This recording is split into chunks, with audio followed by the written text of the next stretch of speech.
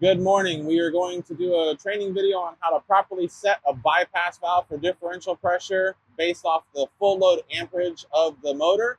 The tools that you'll need is just a voltmeter that's able to read with amps, so it has the prongs to be able to clip onto a line, and a crescent wrench. It's a very simple process, but it's critical to be able to have proper equipment functioning.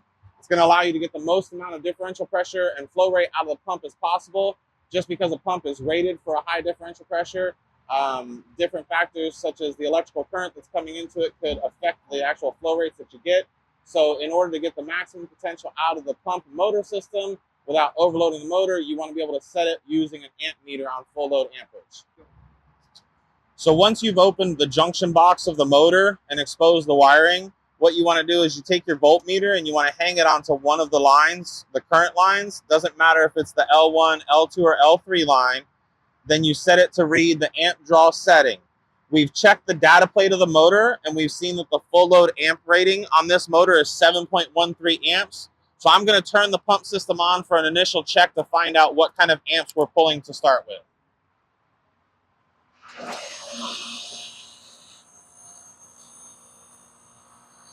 And as you can see, we have a little bit of room before we hit that full load amperage on the system.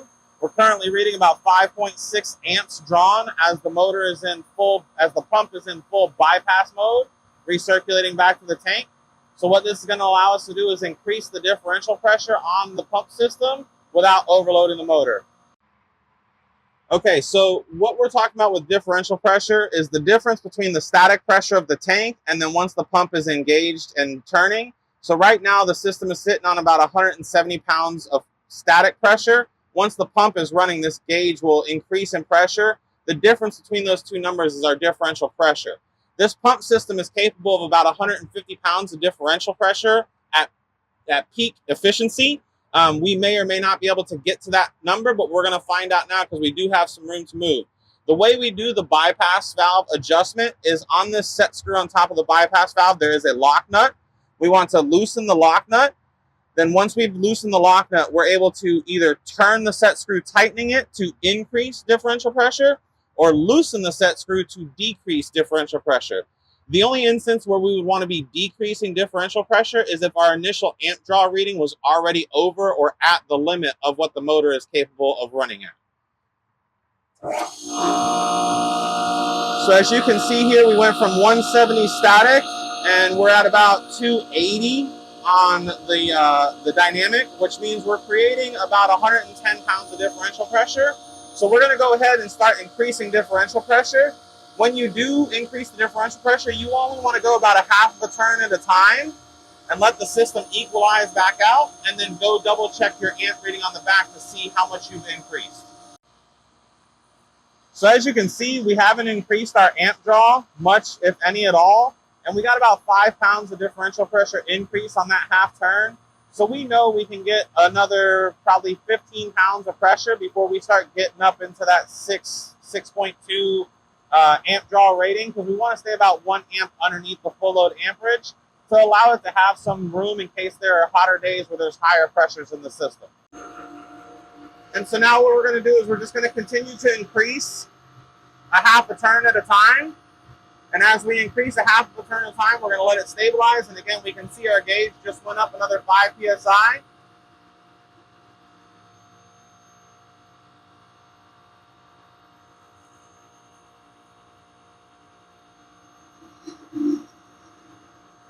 Now we're going to go check the amp reading on the back.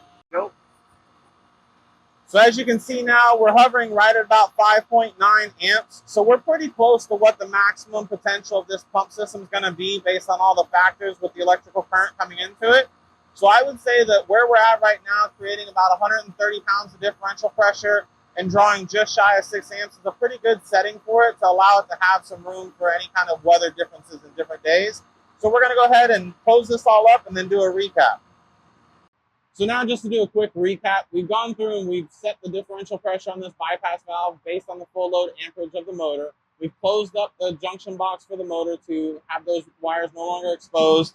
Last thing we're going to do is we're going to go back here and we're going to set this set screw lock nut back down, and we're going to lock it in place. And it's just a quick little quarter turn on there so that nobody else can come back and adjust that bypass valve setting again. And at this point in time, we're creating about 130 pounds of differential pressure out of this system, which is going to give it some very good flow rate, and they're going to have good pumping system. Thank you.